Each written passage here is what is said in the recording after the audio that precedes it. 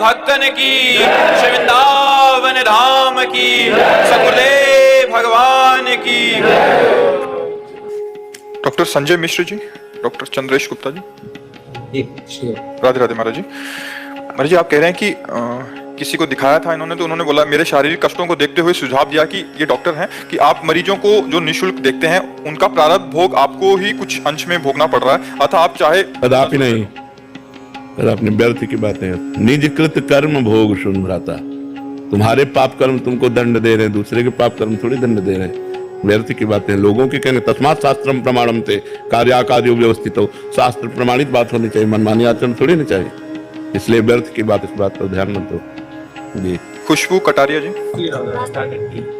महाराज जी, मन बहुत परेशान क्यों रहता है? देखो, तब लग कुशल न जीव कहूं सपने हूं मन विश्राम, जब लग भजत न राम कहूं शोक धाम तज काम। पाप आचरण अशांति पैदा करते हैं, पूर्व जन्म के, इस जन्म के पाप आचरण हमारे मन को निगेटिव विचार देते हैं, चिंता देते हैं, उद्विग्नता देते हैं, भय देते हैं। अगर हम नाम जप करें, हमारे पूर्व के पाप नष्ट हों और वर्तमान में हम पापाचरण ना करें तो हमारा मन शांत होने लगेगा।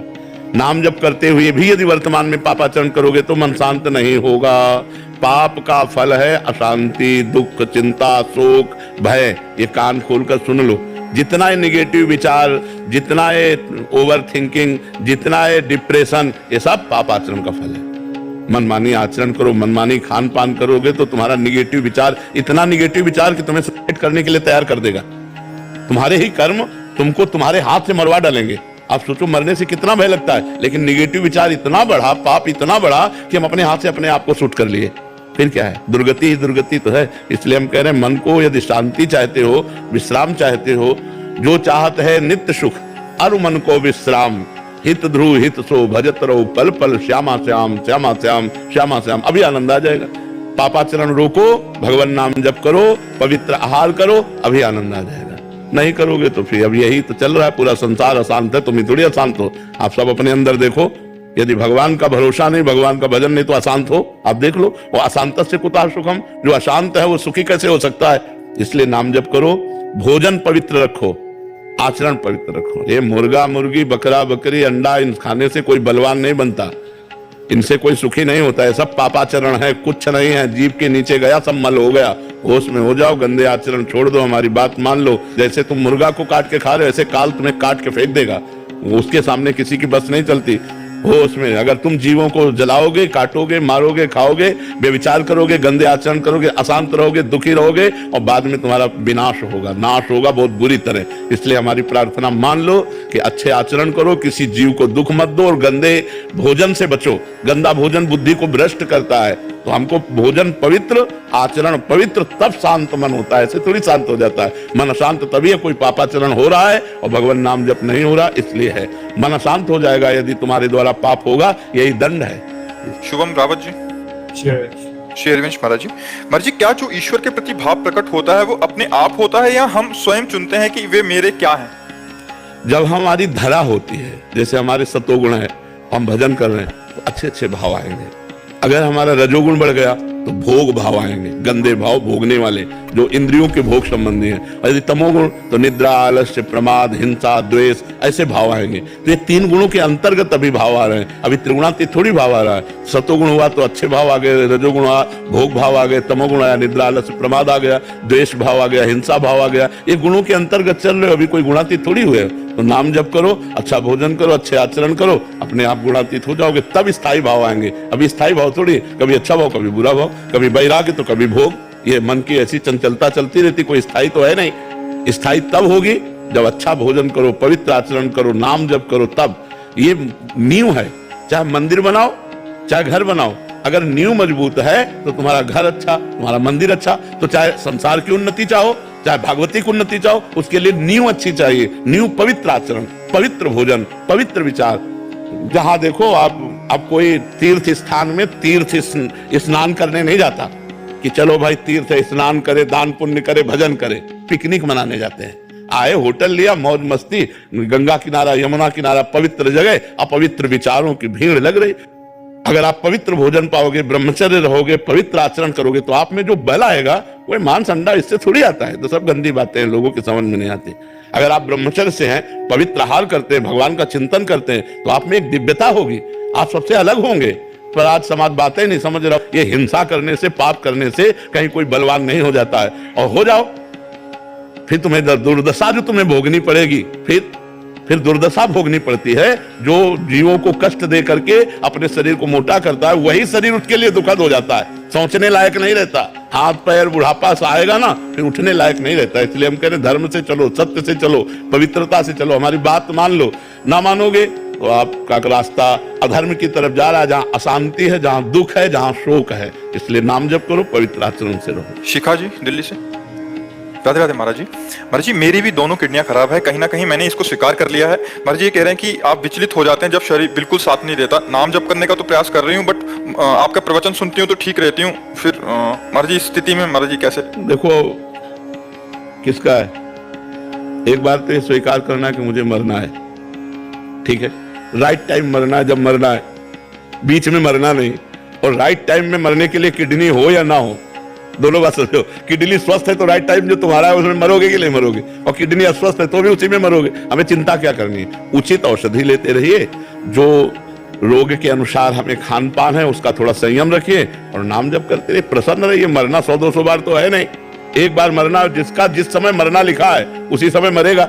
हमसे कई लोग कहते हैं किडनी बदला लो। अगर हमको 80 साल तक जीना तो हमारी यही किडनी हमको 80 साल तक जिलाएंगे, और अगर नहीं जीना है तो चाहे पूरी किडनी की माला पहना दो, उसी दिन मरेंगे जिस दिन मरना है। क्या चिंता करनी यार, बचपन से जो ज्ञान प्राप्त करते रहे, और अब हम ये डर जाए किडनी हमारी फेल हो गई, मृत्यु आएगी, डर ये नहीं है। ये सब प्रपंच नहीं। नाम जप करो, हाँ उस किडनी के अनुसार भोजन करो, डॉक्टर से जानकारी ले लो जो भोजन है, तो उससे परेशानियां कम होंगी। और नाम जप करो, जिस दिन जाना है उसी दिन जाना है। इसका नाम मृत्यु लोग है, सब मरेंगे, तुम्हें थोड़ी मरना है। शरीर को तत्कालिक कष्ट जो होता है, अरे भयानक कष्ट है हमको इस समय, तुम्हारे सामने भयानक कष्ट है, लेकिन हम भगवान के हैं इसलिए हम मुस्कुराते रहते हैं, कभी भी शिकायत नहीं करेंगे। अरे प्यारे, जो तूने दिया दुख या सुख सराह सराह करके उसे हम भोगे। प्यार करो भगवान से तो अभी मस्ती आ जाएगी, शरीर से प्यार करोगे तो क्या है, फिर तो रोना ही पड़ेगा। भगवान से प्यार करो, अभी मस्ती आ जाएगी।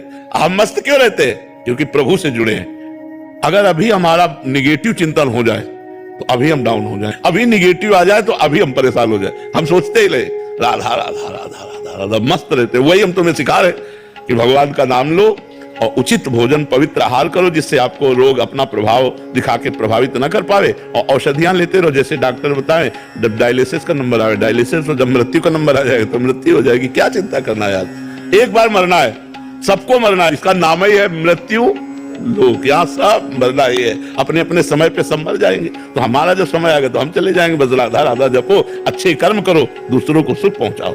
जी जो ग्रस्त में है वो कह रहा है एक तो शरीर का रोग, दूसरा परिवार की चिंता, तीसरा कि कहाँ से धन आएगा। तो इतनी सारी चिंताएं होती हैं महाराज जी। आप तो बाबा जी हैं ऐसे। तो तुम्हारे पास तो कोई है रोने वाला, हमारे पास तो कोई रोने वाला नहीं था। हमारे पास तो कोई 1 रुपया देने वाला नहीं था, हमें तो कोई पानी उठाकर देने वाला नहीं था। एक रोटी भी अगर पानी है तो हमें मांग के पानी है। हमारी कितनी समस्याएं थी, जब समस्याओं से लड़े तो आज समस्याओं का निदान हो गया।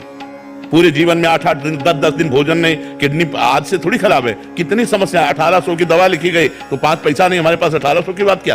और आज मालिक की नजर हो गई तो आप देख लो, सैकड़ों दुलार करने वाले लोग हैं, अपने आप मालिक व्यवस्था, तो मालिक की शरण में हो जाओ, व्यवस्था कर देगा। देखो बहुत से ऐसे धार्मिक वो डायलिसिस सेंटर हैं जिनमें कुछ फीस नहीं लगती और वो डायलिसिस कर देते हैं। बहुत से ऐसे लोग हैं जो औषधि फ्री देते हैं। जब हमारे पास ना हो तो हमको ऐसे जगहों का चयन करना चाहिए जहां हम शरीर को औषधि दे सके, जहां हम जाकर डायलिसिस करवा सके। ऐसे हैं बहुत से ऐसे डायलिसिस सेंटर हैं जो फ्री होते हैं। तो हमें लगता है कि समस्या हम दिमाग में न रखें, भगवान के ऊपर छोड़ दें तो व्यवस्था कर देंगे। जब मेरे पास पानी देने वाला नहीं, 1 रोटी नहीं, 1 इंच रहने की जगह नहीं, 1 रुपया नहीं, मात्र हमें लगता है 15 वर्ष पहले की बात है, वो आज भगवान ने हर व्यवस्था कर दी। तो वो भगवान तुम्हें देख रहा है। तुम्हें जब तक भगवान पर विश्वास नहीं तब तक ये बात है, जिस दिन विश्वास हो जाएगा वो ऐसे मिला देगा कि सब काम बन जाएंगे, सब बात बन जाएगी। आकाश जिंदल जी। श्री हरिवंश महाराज जी। महाराज जी यदि हम अच्छे कर्म करते समय ये भाव रखें कि भगवान देख रहे हैं और इससे हमें अच्छा फल मिलेगा, तो अच्छे फल का लालच का क्या उस कर्म का आध्यात्मिक मूल्य कम कर देता है? नहीं, उत्साह बढ़ता है, इससे उत्साह बढ़ता है हमारा, और भगवान के सानिध्य का भाव आना ये अध्यात्म की बहुत अच्छी उन्नति के लिए वृत्ति है। कि मैं जो कर्म कर रहा हूँ वो सर्वेश्वर भगवान देख रहे हैं और उसका फल अवश्य मिलता है। अवश्य में वो भोक्तव्यम कृतम कर्म शुभाशुभम। कृतम माने किया हुआ गंदा कर्म या अच्छा कर्म, शुभ अशुभ कर्म दोनों का फल अवश्य मिलता है, क्योंकि ईश्वर देख रहा है। वो शास्त्र शीर्षा पुरखा सहस्राक्षा शास्त्रपात, वो सहस्राक्षा वो हजारों नेत्रों वाला है, वो अनंत नेत्रों वाला है। जहां तुम हो वहां वो है, और जो तुम कर रहे हो वो देख रहा है। उसको किसी की साक्षी या गवाही की जरूरत नहीं है, और हम जो अच्छा कर्म कर रहे हैं उसका अच्छा फल मिलेगा, ऐसा भाव रखना उत्तम है। इसमें अध्यात्म में कोई हानि होने वाली नहीं है। प्रीत कौर जी जयपुर। श्री हरिवंश महाराज जी, सत श्री अकाल।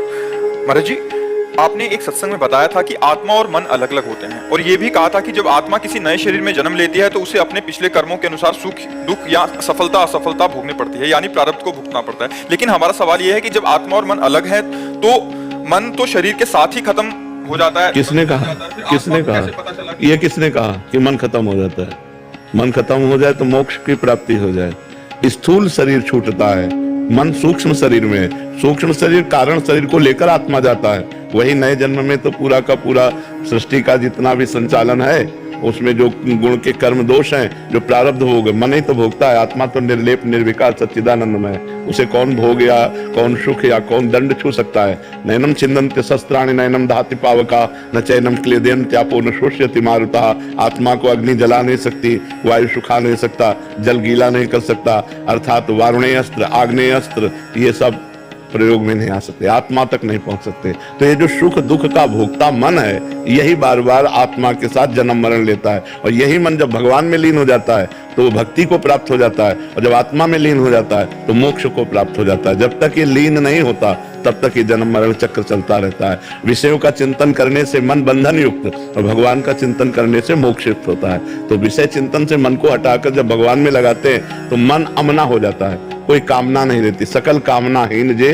राम भगत रस लीन। जो भगवान की भक्ति के रस में लीन है उसे फिर कोई कामना नहीं। निज सुख बिन मन होई कि थीरा। जब अध्यात्म सुख मिलने लगता है तो बाह्य सुखों का त्याग हो जाता है, तब मन लीन होता है। ऐसे मन थोड़ी नष्ट होता है, मन नष्ट होने वाली वस्तु नहीं। इंद्रियाणाम मनश्चास्मि, भगवान कहते हैं इंद्रियों में मन मैं हूँ। वो भगवत स्वरूप है, विषय चिंतन करने के कारण मलिन हो गया है। भगवत चिंतन करके निर्मल करो, कृष्णमय हो गया मन, मन ही कृष्ण हो गया, क्योंकि कृष्ण है इंद्रियाणाम मनश्चास्मि। समझ पा रहे आप? मेरा प्रश्न है, जैसे आत्मा अलग हुई मन अलग हुआ। तुमने कहा शरीर के साथ मन नष्ट हो जाता है, हाँ। कहा ना? मन नष्ट नहीं होता। वही हमने उत्तर दिया कि मन नष्ट होता है भजन के द्वारा।